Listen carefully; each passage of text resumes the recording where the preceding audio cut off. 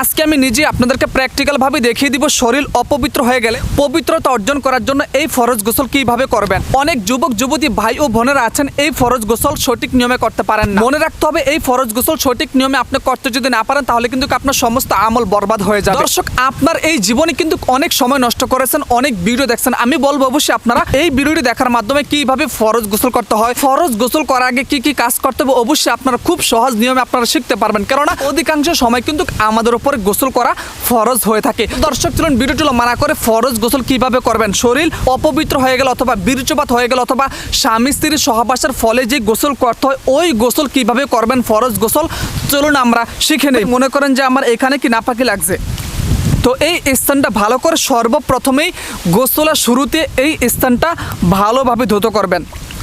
অতঃপর এই ফরজ গোসল করার পূর্বে একটা নিয়ত করতে হবে যে আল্লাহ, আমি অপবিত্রতা থেকে পবিত্রতা অর্জন করার জন্য এই গোসল করতেছি। এই ফরজ গোসল করার পূর্বে অবশ্যই অজু করতে হবে, এটা মনে রাখতে হবে। অনেকে আমরা অজু করি না, এটা কোনোভাবেই করা যাবে না, এই ভুল কোনোভাবেই করা যাবে না। ফরজ গোসল করার পূর্বে অবশ্যই আপনারা নামাজের জন্য আমরা যেইভাবে অজু করি সেম একই নিয়মে আমরা অজু করবো। আমি সংক্ষিপ্তভাবে দেখে দিচ্ছি। সর্বপ্রথমে আপনারা দোনো হাতের কবজি 3 বার ধৌত করবেন যাতে কোনো শুকনো না থাকে। অতঃপর আমরা কুলি করব 3 বার, একবার 3 বার হয়ে গেছে। অতঃপর আমরা নাকে পানি দিব মোট 3 বার। গোসল করার পূর্বে অবশ্যই কিন্তু আপনারা এইভাবে অজু করে নেবেন, 1 বার 2 বার 3 বার। এখন আমরা সমস্ত মুখমণ্ডল 3 বার ধৌত করব, ডান কানে লতি থেকে বাম কানে লতি পর্যন্ত এবং চুলের গোড়া থেকে থুতনি পর্যন্ত 3 বার ধৌত করব, 3 বার ধৌত করব। অতঃপর আমরা একটু পানি নিয়ে নেব, পানি শেষ হয়ে গেছে। এখন আপনারা দোনো হাতের কনি সহ মোট 3 বার ধৌত করবেন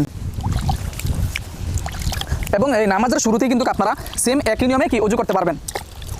হ্যাঁ, অতঃপর কি করবেন, মাথা মাসে করবেন। এইখানে আমরা অনেক ভুল করি। দেখেন আমি কিভাবে মাথা মাসে করি। এভাবে টান দিবেন পিছনের দিকে, আপনার শাহাদাত আঙ্গুল দ্বারা কানের ভিতরে খিলাল করবেন, বৃদ্ধাঙ্গুল দ্বারা কানের পিছনে টান দিবেন, অতঃপর গর্দান মাসে করবেন। অতঃপর আমরা 3 বার পাও দিব, যেহেতু আমরা উজু করতে গেলে অথবা গোসল করতে গেলে কিন্তু এইভাবে আমাদের পাও কি ধোয়া থাকে। যাই হোক, এভাবে 3 বার ধৌত করলাম। এখন বিষয় হচ্ছে এই ফরজ গোসল কিভাবে করবেন। শরীর নাপাক হয়ে গেছে, অপবিত্রতা হয়ে গেছে, আপনি সহবাস করছেন, বীর্যপাত হয়ে গেছে। অনেক মা বোন আছেন মাসিক হওয়ার পরে কিন্তু আপনার গোসল করতে হবে অবশ্যই। হ্যাঁ, মাসিক হয়ে গেছে অথবা কোনো কারণবশত আপনার উপরে গোসল করা ফরজ হয়ে গেছে, কিভাবে করবেন এখনই আমি নিজে আপনাদেরকে দেখিয়ে দিচ্ছি। তো সর্বপ্রথমে মাথার মধ্যে পানি ঢালতে হবে। বিসমিল্লাহির রহমানির রহিম বলে মাথার মধ্যে পানি ঢালবেন। এই ছেলে এদিকে আসো, মাইক্রোফোনটা ধরো একটু, হ্যাঁ এভাবে ধরে রাখো, বাস শরীরটা তো না ভিজে আমার। কেন? তো সর্বপ্রথমে আমরা মাথার মধ্যে পানি ঢালবো।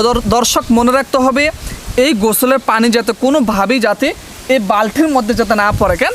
এটা আমরা অবশ্যই মনে রাখবো, গোসলের পানি কোনোভাবেই বালতির মধ্যে যাতে না পড়ে। এবং এই গোসল করার পরে কিভাবে এই যে আমাদের নাফাক লুঙ্গিটা এটা কিভাবে পরিষ্কার করবেন ভিডিওর শেষ লগ্নে আমি নিজে আপনাদেরকে তা দেখিয়ে দিব। তো বিসমিল্লাহির রহমানির রহিম বলে মাথার মধ্যে পানি ঢালবেন। বিসমিল্লাহির রহমানির রহিম,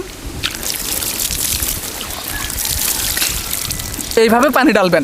অতঃপর মনে করেন আমার এখানে নাফাকি লাগছে আর আপনার লজ্জাস্থানটা ভালোভাবে ধৌত করবেন এইভাবে, যাতে কোনো প্রত্যেকটা আপনার কি বলে গোপনাঙ্গ চিপা বলেন যেটাই বলেন না কেন ভালোভাবে ধৌত করতে হবে এইভাবে। অতঃপর কি করবেন, লুঙ্গির ভিতরে পানি ঢালবেন, তারপরে পিছনে পানি ঢালবেন। দর্শক, একটা কথা মনে রাখবেন, আপনি যে গোসল করতেছেন এই গোসল করার সময় আপনার একটা যে পশমের আগা পরিমাণ মানে মাথার পরিমাণ যদি কোনো শুকনো থাকে তাহলে কিন্তু আপনার গোসল কিন্তু হবে না।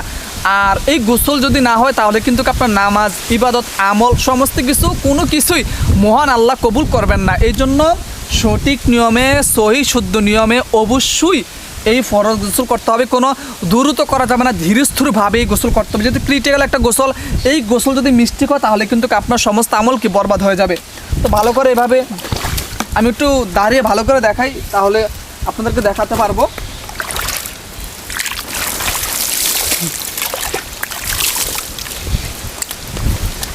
প্রত্যেকটা অঙ্গ প্রত্যঙ্গ ভালো করে ধুতো করবেন।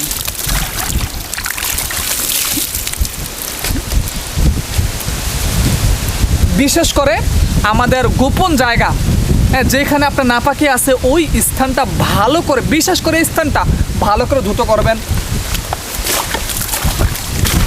এভাবে কয়েকবার পানি ভিতরে পানি প্রবেশ করাবেন।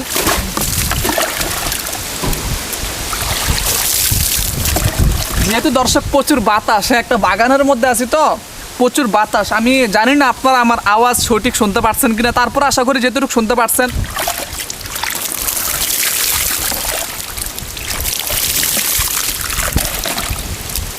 দর্শক মোটামুটি আমাদের গোসল শেষ পর্যায়ে হয়ে গেছে। এখন বিষয় হচ্ছে যখন আপনি ওয়াশরুম থেকে যখন বাইর হইবেন, হ্যাঁ সেই ক্ষেত্রে কি করবেন, যেহেতু পুরো ফ্লোর কিন্তু আমাদেরকে নাপাক পানি দ্বারা কি ছিটিয়ে গেছে, তো এই জন্য পানি নিয়ে পাটা এভাবে ধুতো করবেন। এই পাটা ধুতো করে তারপরে শুকনো একটা জায়গার মধ্যে পাড়া দিবেন, এটা মনে রাখতে হবে।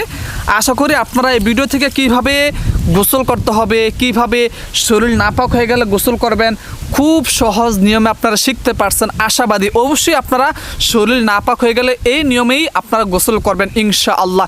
যদি ভিডিওটি যদি ভালো লাগে অবশ্যই আপনারা শেয়ার করতে ভুলবেন না, লাইক কমেন্ট করতে কখনোই ভুলবেন না।